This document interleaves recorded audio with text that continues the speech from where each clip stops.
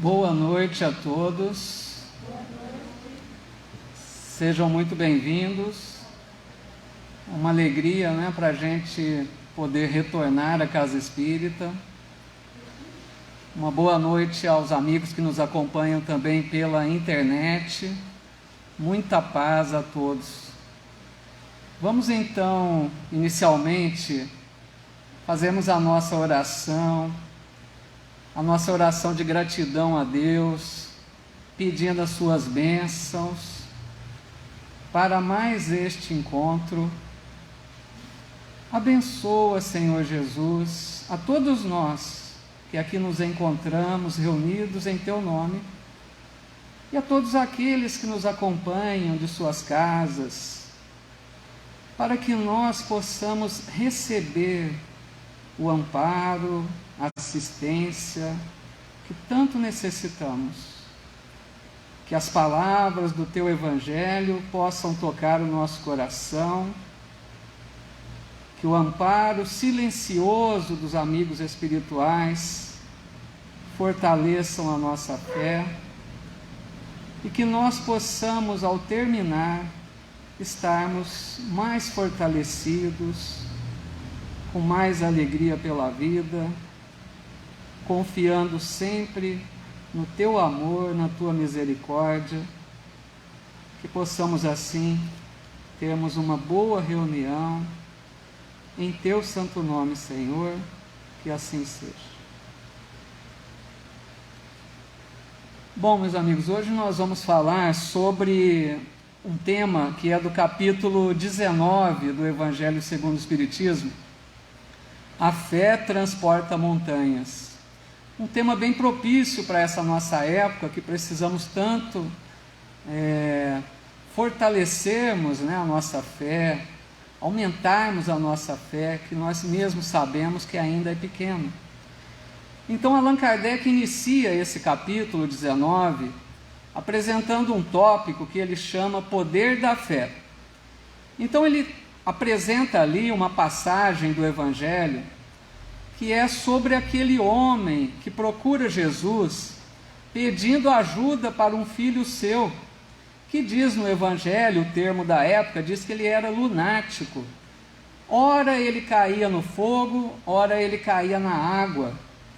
Então esse homem chega ali desesperado pedindo ajuda para Jesus. E ele disse a Jesus que já havia pedido ajuda para os discípulos, mas que eles não conseguiram curar o menino. E Jesus então pede que ele traga o menino até ele. E Jesus então, nos termos do Evangelho, diz lá que Jesus expulsa o demônio e o menino fica curado. E nós entendemos pela doutrina espírita que o termo demônio não é no sentido de um ser perpetuamente voltado ao mal. Não existe um ser criado para ser mal pela eternidade, Não existe essa ideia de um demônio, de um ser diabólico, Nós entendemos que se trata de um espírito mal. Era um espírito mal que estava prejudicando aquele menino, um processo grave de obsessão, que fazia com que aquele menino perdesse o controle, Se jogasse ao fogo, se jogasse na água.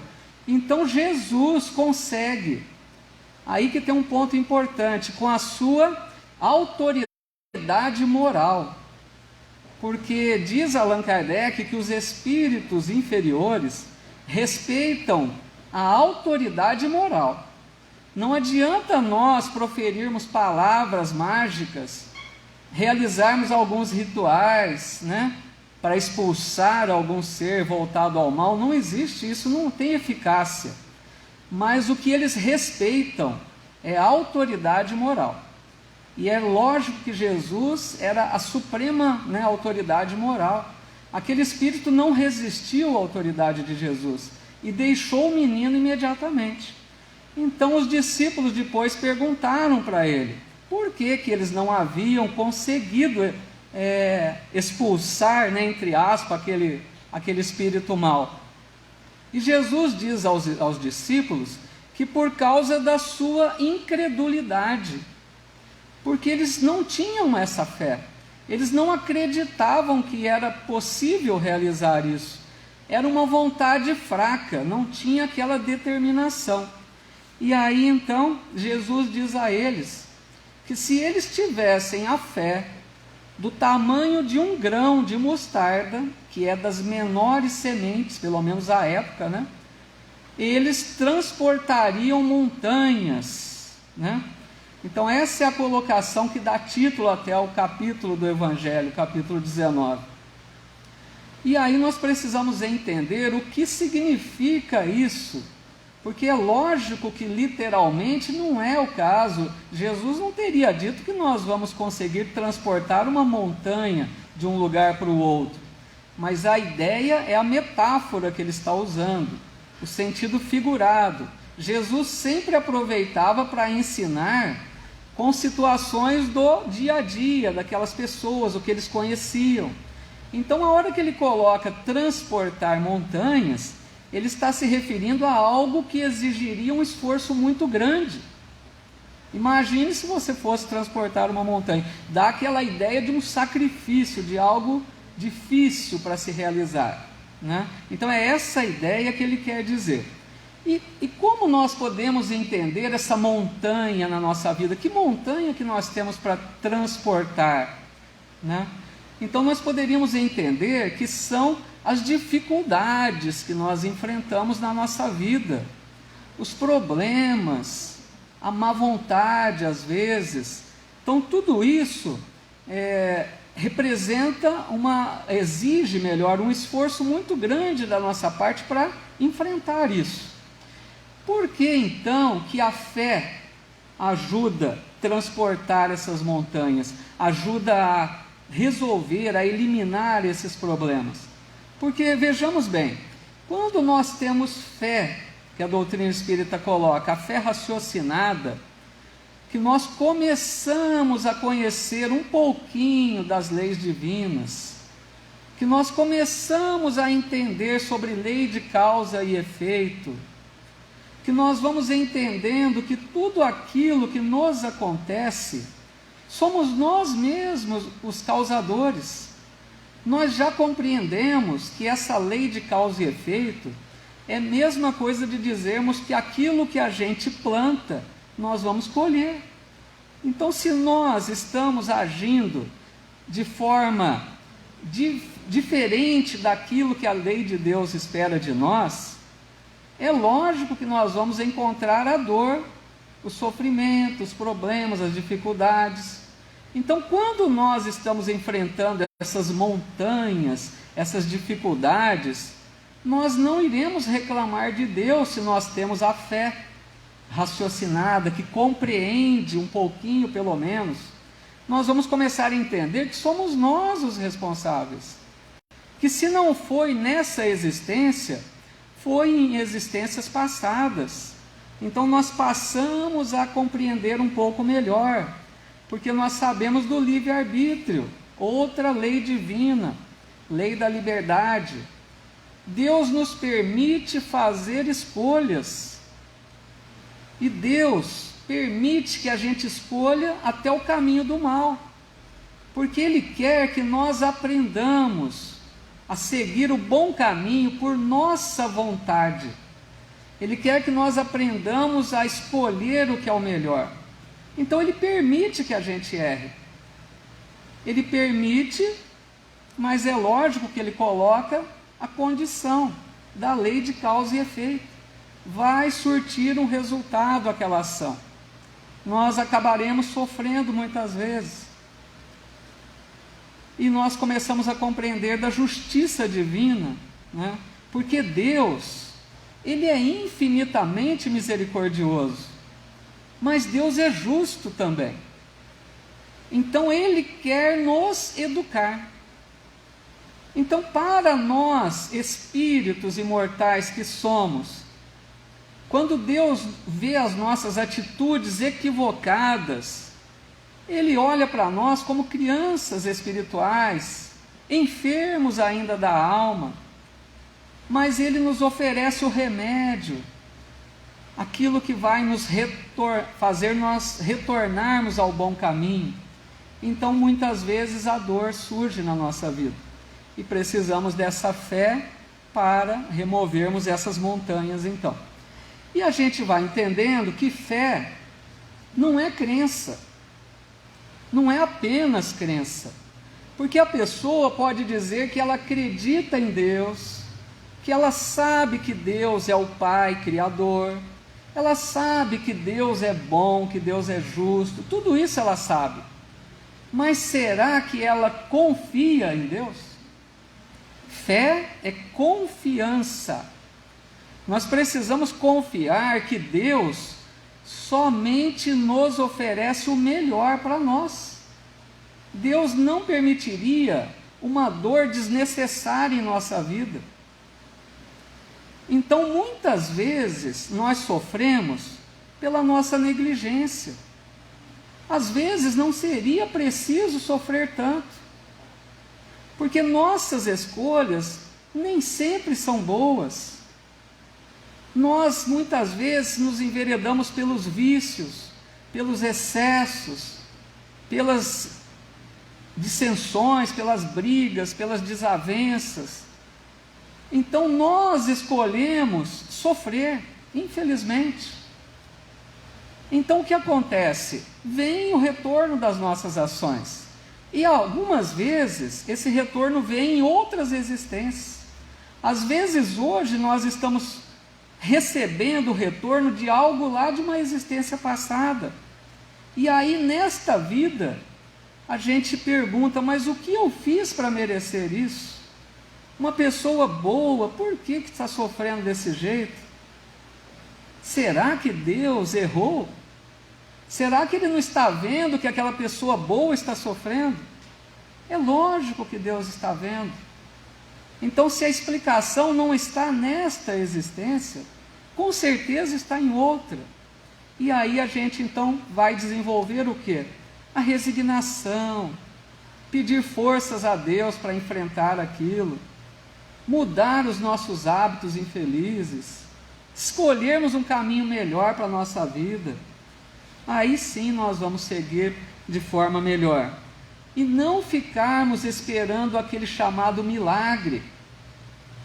Muita gente ora a Deus, pedindo a Deus que tire a doença da sua vida, que elimine o problema da sua vida, que retire aquela pessoa problemática do seu caminho. Não é por aí. Deus não vai eliminar os problemas da nossa vida, porque muitas vezes aquele problema é o remédio amargo que nós precisamos.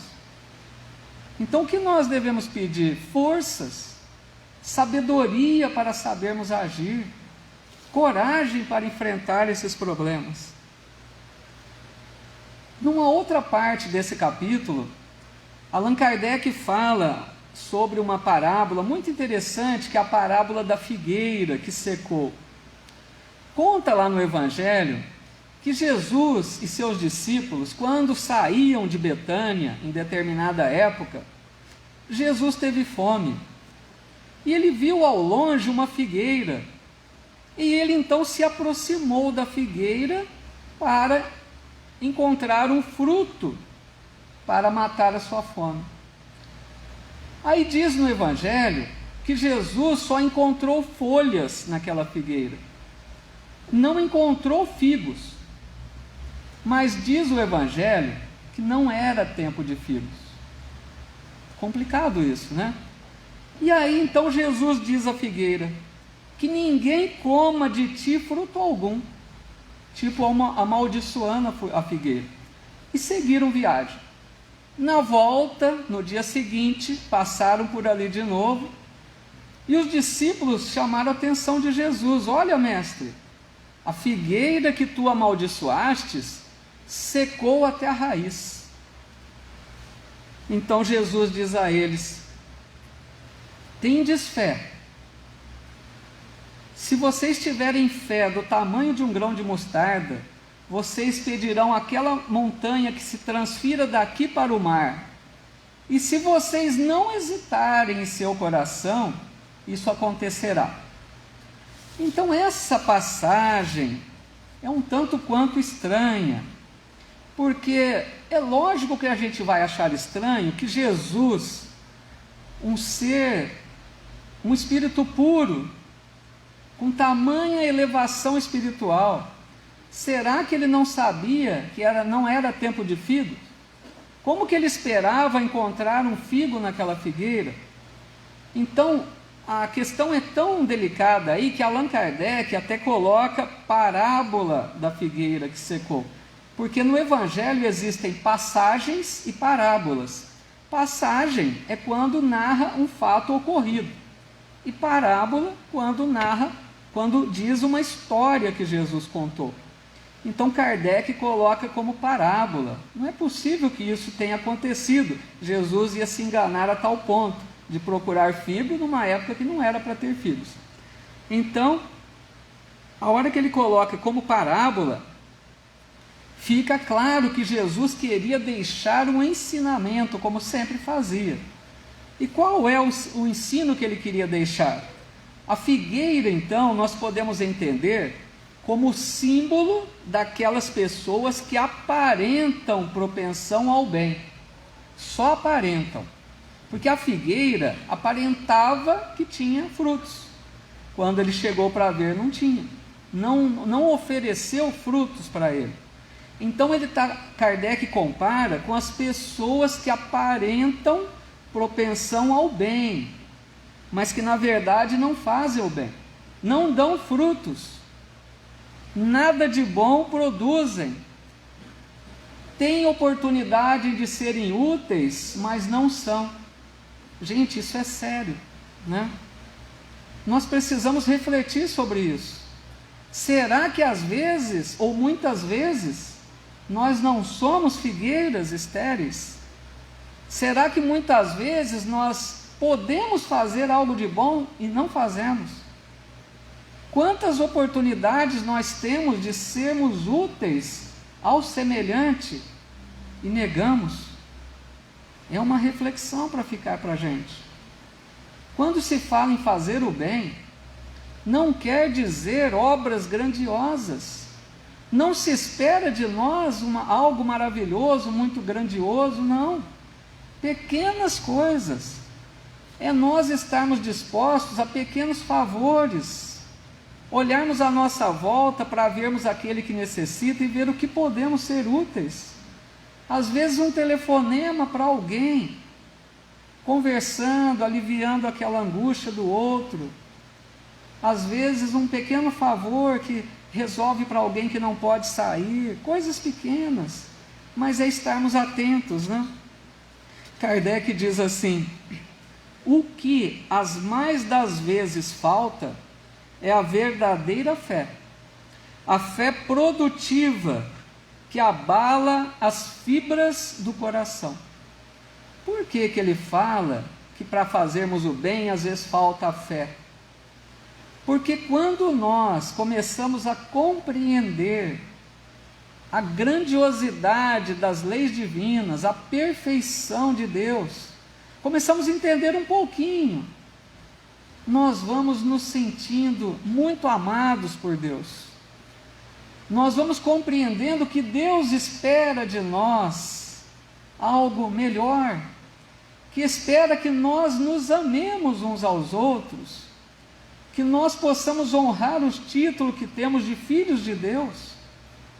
Então, quando a gente vai desenvolvendo essa fé, entendendo um pouquinho disso, um sentimento novo nasce em nosso coração, e nós começamos a ter a compaixão pelo nosso semelhante, começamos a enxergar a dor do outro, começamos a nos colocar no lugar dele, e ver o que ele sofre, ver se nós não podemos aliviar um pouquinho. Então a fé nos ajuda a fazermos o bem, a sermos úteis. Tem uma frase muito bonita que circulou até pela internet que diz: toda pessoa que serve além do dever encontrou o caminho para a verdadeira felicidade. Porque vejam bem, todos nós temos deveres na vida. Nós temos deveres com a família, por exemplo, deveres de pai, de filho, de irmão, de esposa, de marido, deveres, cada um tem deveres. Nós temos deveres profissionais na vida, respeitar as instituições onde trabalhamos, mas aqui diz, aquela pessoa que serve além dos deveres normais, encontrou o caminho da verdadeira felicidade. Por quê? Porque essa pessoa despertou que a felicidade está em fazer o bem ao outro, em sacrificar um pouquinho até do seu lazer, das suas horas de descanso, para se colocar a favor do semelhante. Porque Jesus já disse, eu vim para servir e não para ser servido. Quem quiser ser o maior no reino dos céus, seja o servo de todos. E para a gente encerrar então, que o nosso tempo é curto, precisamos respeitar as regras da casa, nós vamos trazer aqui uma narrativa do Evangelho que é conhecida de vocês. Mas eu vou novamente falar sobre ela, porque ela vai dar aquela confirmação disso que estamos dizendo sobre a fé, para que a gente desperte um pouco mais esse sentimento tão nobre dentro de nós. Porque diz no Evangelho sobre aquela mulher que fazia 12 anos padecia de um fluxo de sangue que não cessava. E essa mulher já havia tentado de tudo, procurou vários médicos, fez vários tratamentos, nada resolvia, aquele fluxo não cessava. Aí essa mulher fica sabendo de Jesus, e ela resolve procurar Jesus. Mas essa mulher tinha com ela, consigo mesma, um pensamento muito diferente das outras pessoas. Ela tinha com ela que se ela apenas tocasse na veste do Cristo, ela seria curada. Olha a fé dessa mulher. E ela então vai à procura de Jesus. Quando Jesus passava por aquela região, sempre muita gente ao seu redor, os discípulos, aquelas pessoas que o acompanhavam, mas essa mulher estava decidida, e ela foi abrindo caminho entre as pessoas, empurrando daqui e dali, quando quase caindo ao chão, ela toca na borda da túnica do Cristo, e ela sentiu algo no seu corpo, o fluxo de sangue havia cessado. Jesus então interrompe a marcha e pergunta aos discípulos, quem tocou nas minhas vestes? E os discípulos dizem a ele, mas Senhor, todos te tocam, olha a multidão à sua volta. E Jesus diz, mas alguém me tocou de forma diferente, porque de mim saíram virtudes ou poder, de acordo com as traduções. E Jesus olha à volta para perceber quem era aquela pessoa que o havia tocado. Então a mulher amedrontada se apresenta a ele e explica o que aconteceu. E Jesus, com todo aquele amor, olha para aquela mulher e diz a ela, filha, a tua fé te salvou. Vá em paz e fique livre desse mal. Então nós percebemos aí o que é a fé. Essa fé que nós vamos ter um dia, mas que nós precisamos trabalhar essa fé em nós. Por que reclamar? Será que nós não confiamos que Deus só nos quer o melhor, só nos oferece o melhor? Já disse Jesus, qual é o pai que se o filho lhe pede um pão, ele lhe dá uma pedra? Ou qual é o pai que se o filho lhe pede um peixe, ele lhe dá uma serpente? E diz Jesus, se vós que sois maus, dais coisas boas a vossos filhos, quanto mais Deus, vosso Pai que está nos céus. Vamos então agora nos preparar para o passe.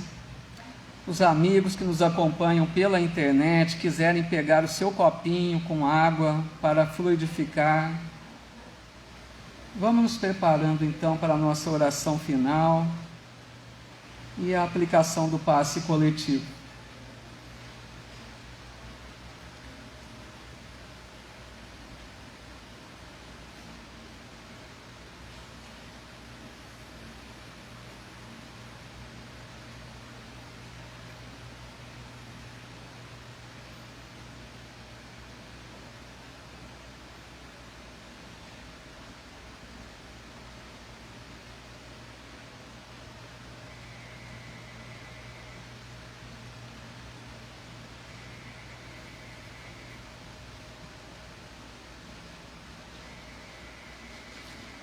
Vamos nessa hora então buscarmos trazer à nossa mente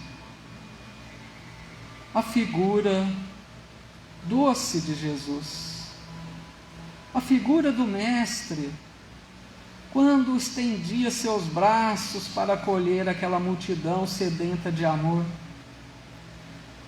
Vamos nessa hora rogarmos silenciosamente do nosso coração que Jesus nos console, nos fortaleça, nos ampare com o seu amor, com a sua paz.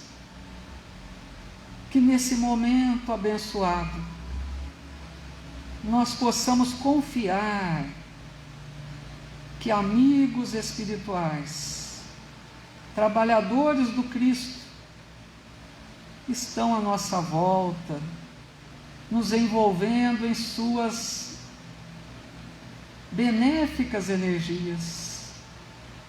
Os amigos também que nos acompanham de seus lares, tenhamos essa fé, que onde quer que estejamos, se o nosso pensamento estiver com essa fé, com essa certeza de que podemos receber nessa hora, nós receberemos. Que Jesus nos envolva, que Jesus nos acalme, nos tranquilize, renove as nossas energias, para que possamos continuar com mais firmeza o nosso caminho aqui pela terra. Que Jesus nos ampare, nos dê sabedoria para compreendermos que pedras vão surgir na nossa vida, mas que nós não estaremos desamparados. Basta que elevemos o nosso pensamento a Deus e ao Mestre, que forças novas surgirão na nossa vida, que vamos perceber que não estamos sozinhos nessa caminhada. Por mais difícil que esteja a nossa vida, vamos confiar. Deus olha por nós. Deus não nos desampara em momento algum. E nessa hora, estamos recebendo o auxílio de mais alto. Que estejamos prontos para receber essa energia revigorante que vem dos amigos espirituais.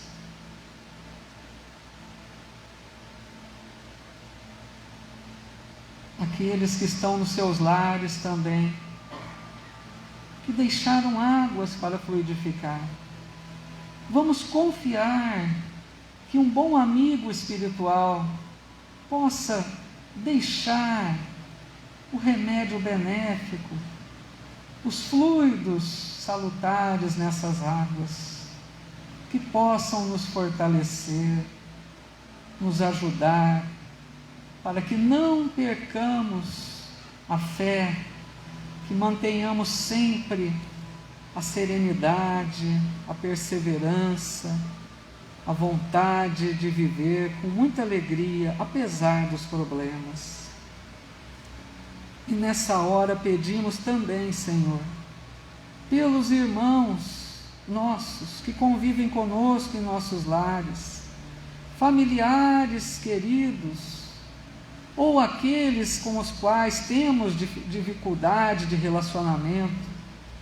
Abençoa, Senhor, os nossos lares, para que possamos conviver em paz, com respeito. Abençoe aqueles irmãos que estão hospitalizados devido a esse problema da pandemia.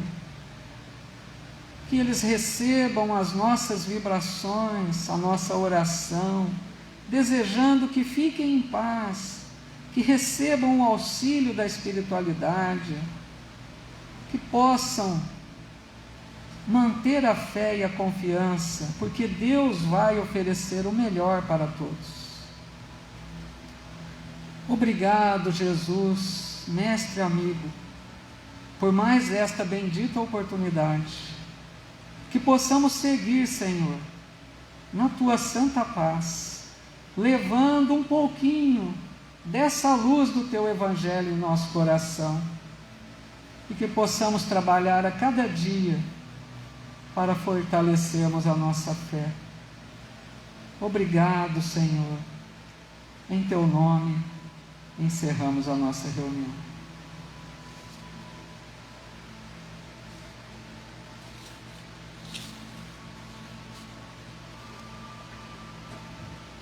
Uma boa noite a todos. Vamos em paz. Deus nos abençoe sempre e nos fortaleça. Muita paz a todos.